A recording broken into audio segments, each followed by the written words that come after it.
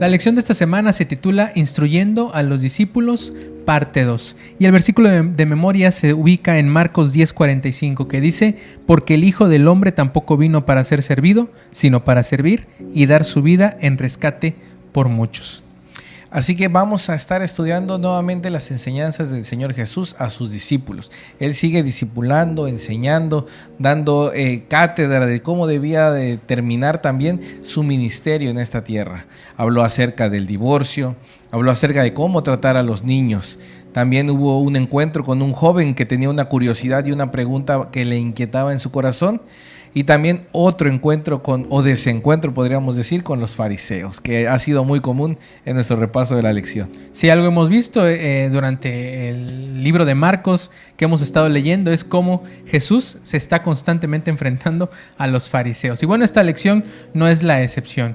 Claro que no. Tenemos también otro milagro. Hay un ciego también que acude a los pies de Jesús y también una pequeña, podemos decir, disputa entre los discípulos. Un pequeño malentendido, pero el Señor Jesús, con su enorme sabiduría, siempre sabiendo cómo dar una lección clara.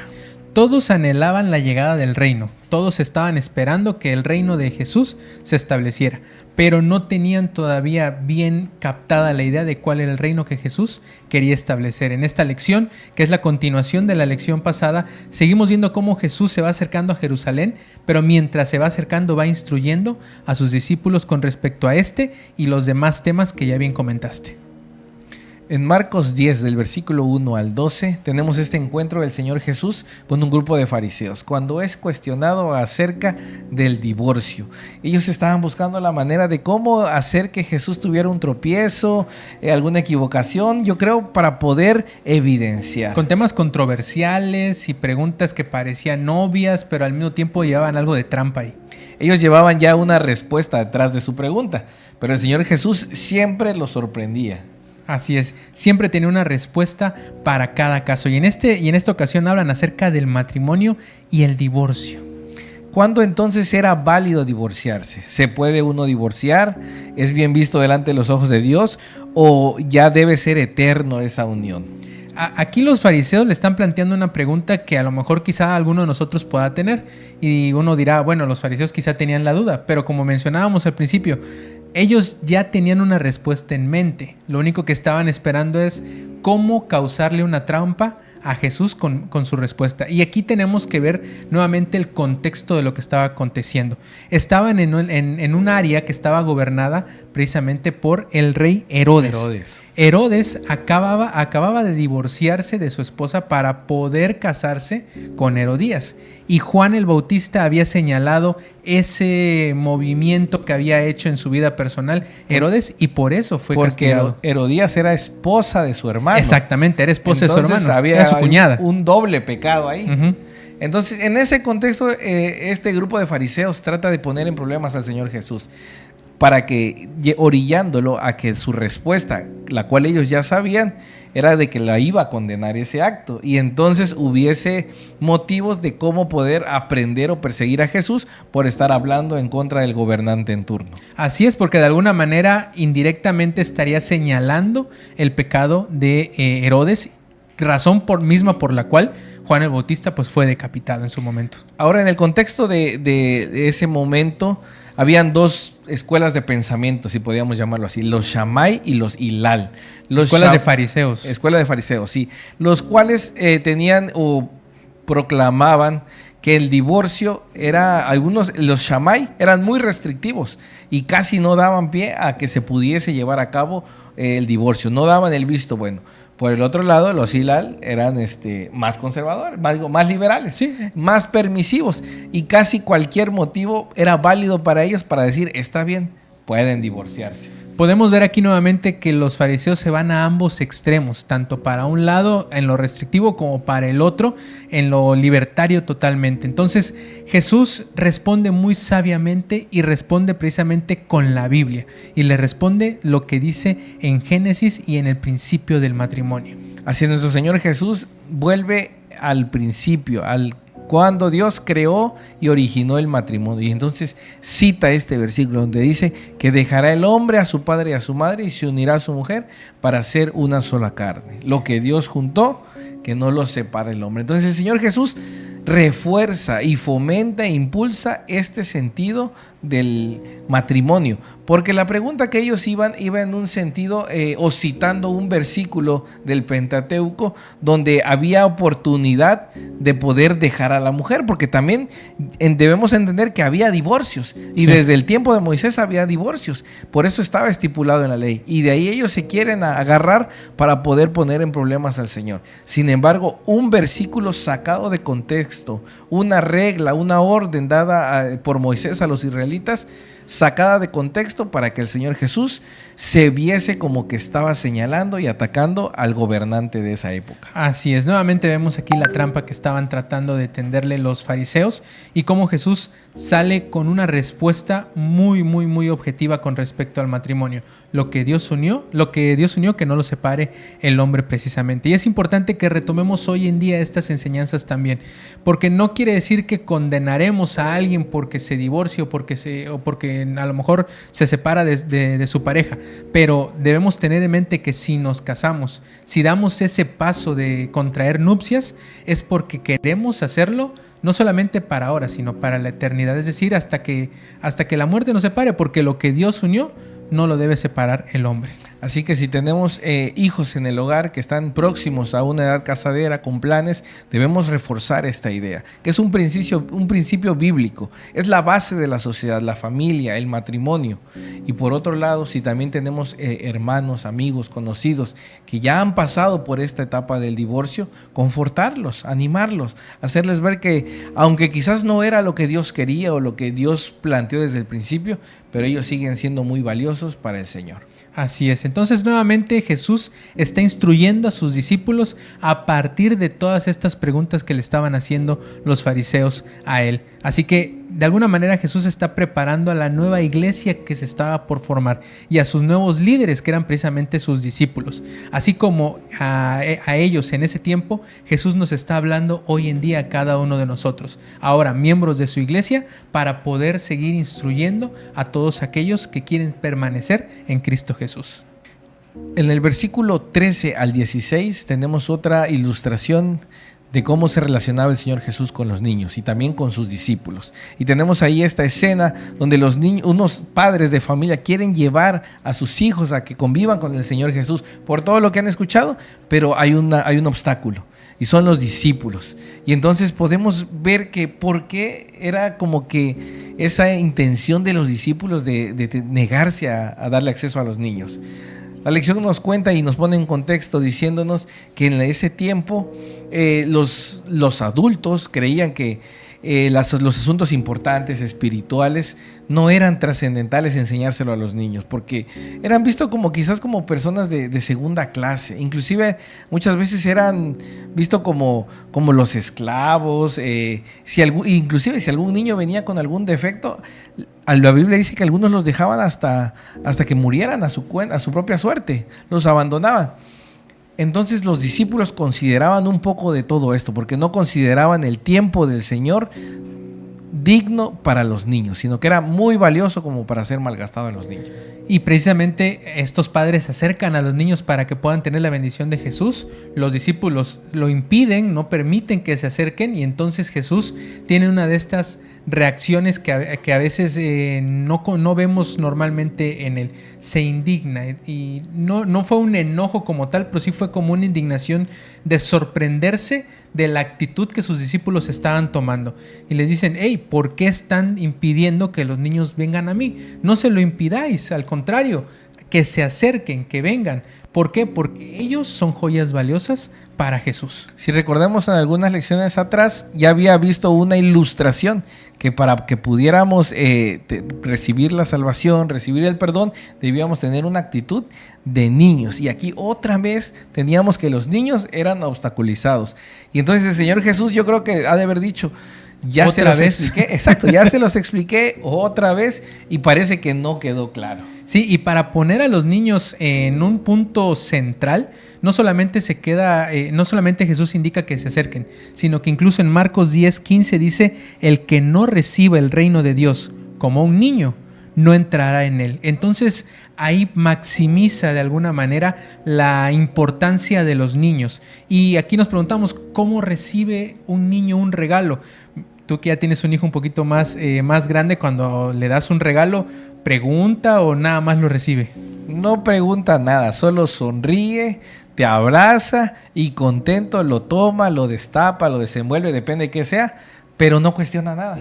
Simplemente dice, es un regalo, viene de papá, viene de mamá y contento lo acepta. Y es ahí donde vemos la importancia, y también nosotros como cristianos adultos, como iglesia, ¿qué lugar le estamos dando a los niños? Porque vemos la actitud del Señor Jesús de indignación. Y entonces Él está denotando con esa reacción que la importancia de los niños es trascendental, tanto que nuestra salvación depende de ellos. Así es, entonces cada uno de nosotros debemos plantearnos cómo recibimos el regalo de la gracia de Jesús. Les pregunto a ustedes, hermanos, ¿cómo recibimos el regalo de la gracia? ¿Será que nos cuestionamos si lo merecemos, que si debemos estar haciendo algo para poder tenerlo con nosotros, o como un niño simplemente lo recibimos y agradecemos por ese don maravilloso? Desgraciadamente nosotros, al tener más prejuicios, al tener quizás más culpa acumulada, no aceptamos ese regalo de la salvación, eso que ya nos dio el Señor, y le buscamos explicación. No creemos que es gratuito, que está a nuestro alcance, y a veces lo dejamos pasar por no tener la actitud de un niño. O buscamos merecerlo, que a veces ahí es donde también el error humano entra. Buscamos merecer, y en ese tratar de ser suficiente para la salvación, pues terminamos haciéndonos mal a nosotros y a los demás, juzgando por lo que están haciendo o dejando de hacer otras personas. Así que nuevamente, hermanos, se nos invita a que podamos recalcar la importancia de los pequeñitos, de la actitud y su corazón sincero, para que nosotros podamos ser aptos delante de la presencia del Señor. La siguiente parte de la lección son la instrucción sobre las prioridades. ¿Dónde tenemos nuestras prioridades? Y aquí viene una de las historias que en lo personal me llaman más la atención de la Biblia, y es que hay un encuentro entre Jesús y un joven. El joven que no conocemos su nombre, solamente lo conocemos como el joven rico. En Marcos 10, 17 al 31 se plantea esta historia y este encuentro que tenemos en la Biblia. Y podemos ver cómo, con un corazón sincero, porque sí hay una sinceridad en la pregunta que le hace. Se acerca el joven a Jesús, una persona acaudalada, un joven, me imagino que era reconocido en el contexto en el que vivía, y se acerca y le pregunta: Señor, ¿qué tengo que hacer para alcanzar el reino de los cielos? Y aquí viene lo importante, y relacionándolo con lo que veíamos en la sección pasada. ¿Qué tengo que hacer? Muchas veces creemos que tenemos que hacer alguna obra en específico, llegar a hacer algo o alguien en específico, algún mérito, para poder llegar al reino de los cielos. Y Jesús, en este caso, tiene una reacción también muy interesante que solamente Marcos menciona. El libro de Marcos menciona que Jesús amó a este joven. Y cuando yo le estaba estudiando, creo que no me había tocado estudiar en Marcos esta historia, porque cuando estaba estudiando y decía, amó a este joven, quiere decir que tuvo un gran privilegio este joven. Ese encuentro fue sumamente significativo, sin despreciar los demás encuentros de otras personas con Jesús. Pero aquí la Biblia externa que Jesús amó a ese joven, sintió amor, ternura, y pudiera ser que el deseo de saber ¿qué más tengo que hacer? Era genuino, era honesto. Pero el Señor Jesús sabía que no iba por ahí, y lo va guiando y le dice: cumple los mandamientos, haz el decálogo, lo que dijo Moisés, lo que te han enseñado a tus padres. Y él responde: pues ya eso todo lo he hecho. Todo lo he cumplido. Y ese joven pudiera ser cualquiera de nosotros. Ese joven podríamos decir que nos representa. Porque cualquiera de nosotros pudiera llegar con esa duda, habiendo crecido en la iglesia, y no sentir que estamos alcanzando ya la salvación. Sí, yo creo que el sentimiento de este joven había un sentimiento de vacío dentro de él, en el sentido de que él ya sabía que estaba cumpliendo las cosas, él ya sabía que era un ejemplo, él ya conocía los mandamientos y los cumplía a cabalidad.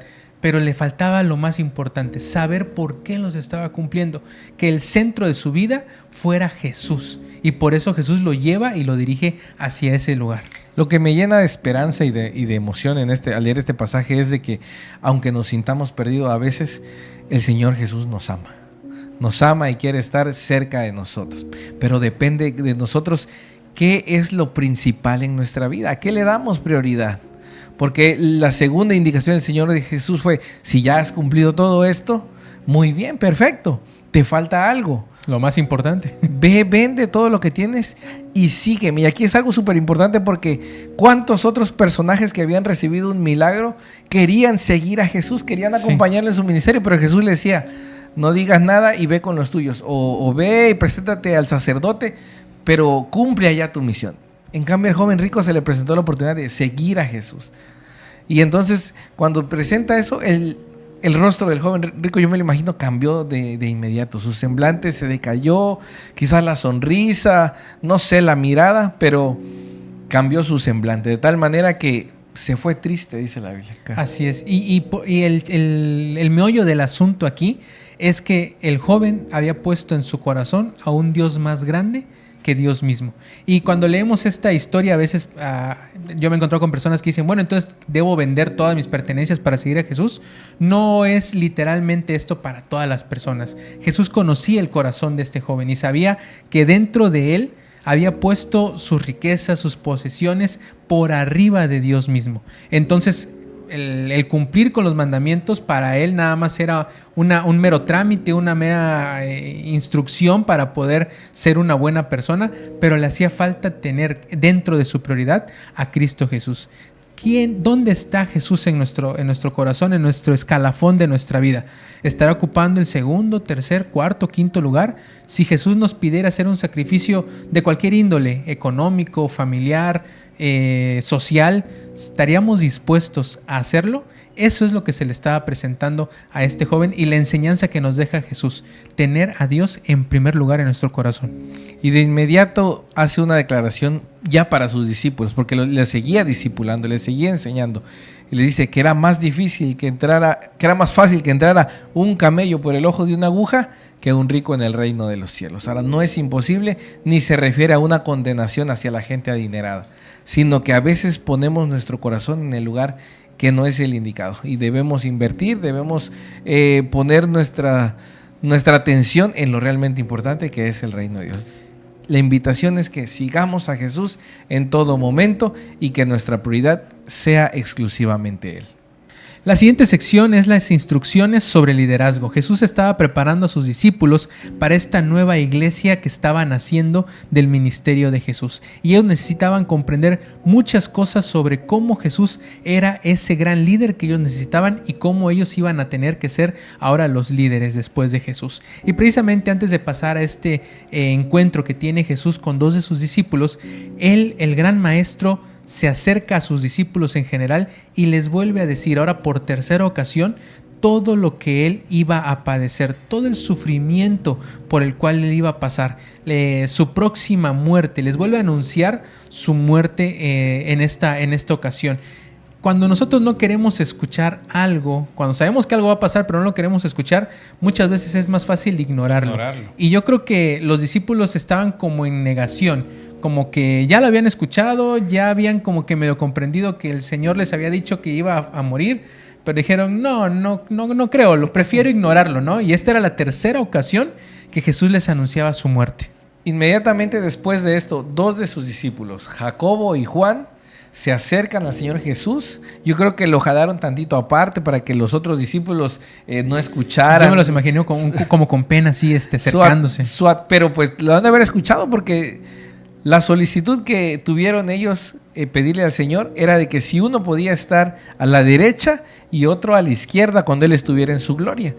Entonces ellos seguían pensando que el Señor Jesús iba a tener un reino militar, un reino social, terrenal, porque la solicitud iba en ese sentido. Entonces, imagínate la reacción del Señor Jesús. Estaban, me imagino yo, queriendo asegurar su futuro, por así decirlo. Yo creo que hasta cierto punto con las mejores intenciones, ¿no? Es decir, seguiremos sirviéndote, seguiremos trabajando, pero Señor, queremos estar a tu lado derecho, izquierdo, para seguir trabajando contigo, pero seguían manteniendo esta idea terrenal del reino de Jesús. No habían entendido que lo que Jesús venía a establecer no era un reino terrenal, ni de posiciones, ni de poder. Tenían ellos que saber cómo era un líder cristiano, que no era alguien que iba a ser servido, sino alguien que estaba ahí para poder servir a los demás. Yo creo que el Señor Jesús ha de haber suspirado, ha de haber hecho una pausa y entonces ya les tomado aire, paciencia. La Biblia dice que les dijo en el versículo 37, ellos le contestaron: concédenos que en tu gloria nos sentemos uno a tu derecha y otro a tu izquierda. Jesús le dijo: ¿no sabéis lo que pedís? ¿Podéis beber del vaso que yo bebo? ¿O ser bautizados con el bautismo con que yo soy bautizado? No tenían ni idea de lo que estaban pidiendo. La lección nos dice que esa copa era el sufrimiento que el Señor Jesús llevó en el Getsemaní, y que ese bautismo era el sufrimiento de su muerte. Entonces ellos no tenían idea de lo que estaban pidiendo, y aún así tuvieron la osadía de decir: ¿sabes qué, Señor Jesús? Sí podemos con eso. Y es ahí donde entra una profecía del Señor Jesús, porque ciertamente les dijo que iban a pasar por ello. Y la Biblia menciona que fueron perseguidos, fueron castigados, fueron aislados, y así sufrieron cada uno de los discípulos.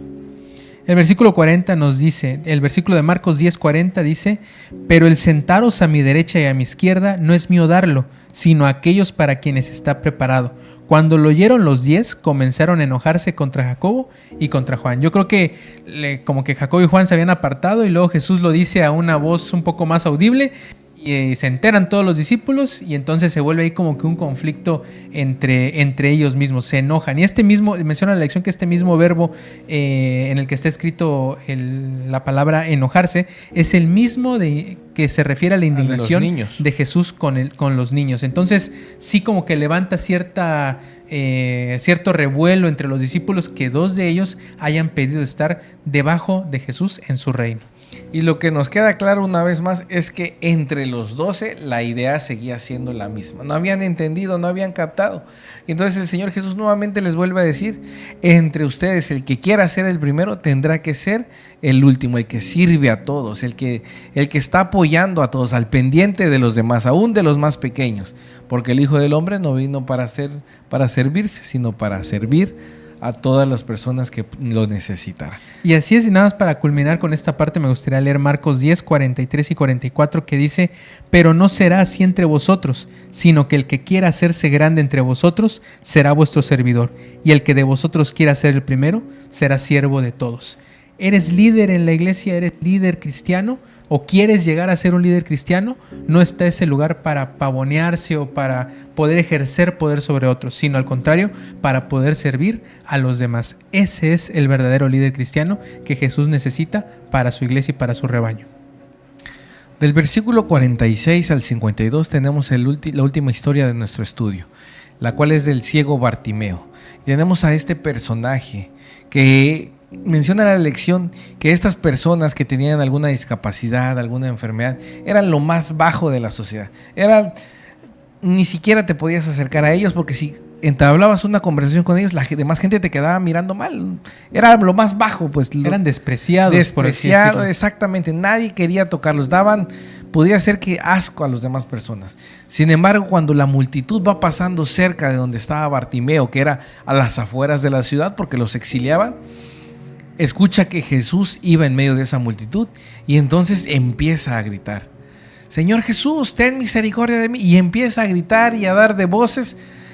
Y probablemente había muchos en la multitud que seguían en sintonía con que no se escandalizara, que no se diera voces, que ahí iba el Mesías. Y entonces trataban de callar a Bartimeo, hasta que de repente logró captar la atención del Señor Jesús. Y eso es de las cosas más importantes, ¿verdad? Que el Señor Jesús siempre nos va a poner atención cuando nosotros lo necesitamos. Bartimeo empieza a clamar, a gritar, entonces Jesús se detiene en el versículo 10:48 dice: y muchos le reprendían para que callase, pero él clamaba mucho más. Versículo 49: entonces Jesús, deteniéndose, mandó llamarle, y llamaron al ciego diciéndole: ten confianza, levántate, te llama. Jesús entonces se detiene y le dice: ven, acércate, ven conmigo. Y los discípulos le dicen: no, ya dio permiso el Señor, pues ten confianza y acércate a él. Y algo interesante es lo que clama Bartimeo. Él, desde que lo escucha y desde que va Jesús en camino, entonces él lo reconoce y a grandes voces le dice: Hijo de David, ten misericordia de mí. Y empieza a reconocerlo como el Mesías en ese momento.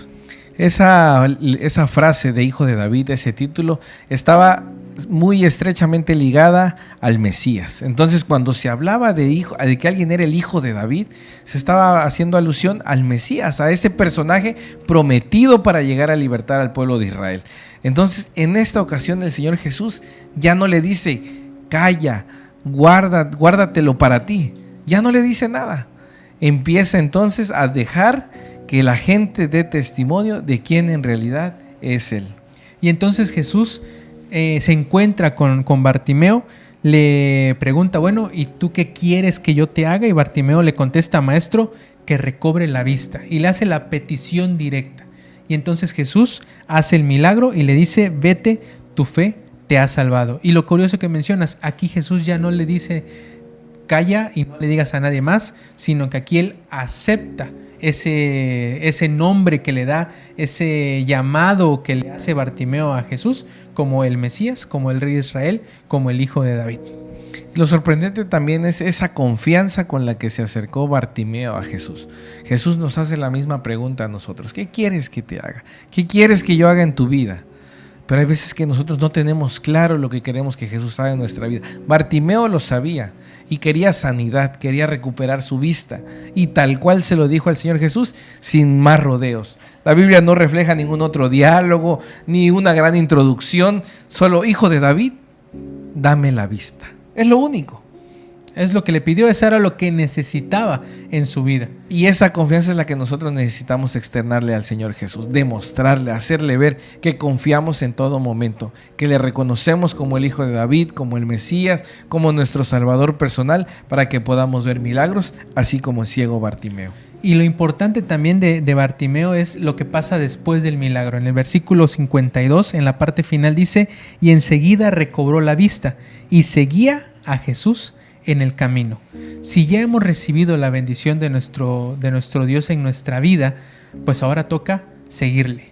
Se toca reconocerlo como nuestro Dios y que podamos avanzar en nuestra vida cristiana al lado de nuestro Señor Jesús. No hay manera en que no podamos seguir al Señor Jesús si Él ya ha transformado nuestra vida.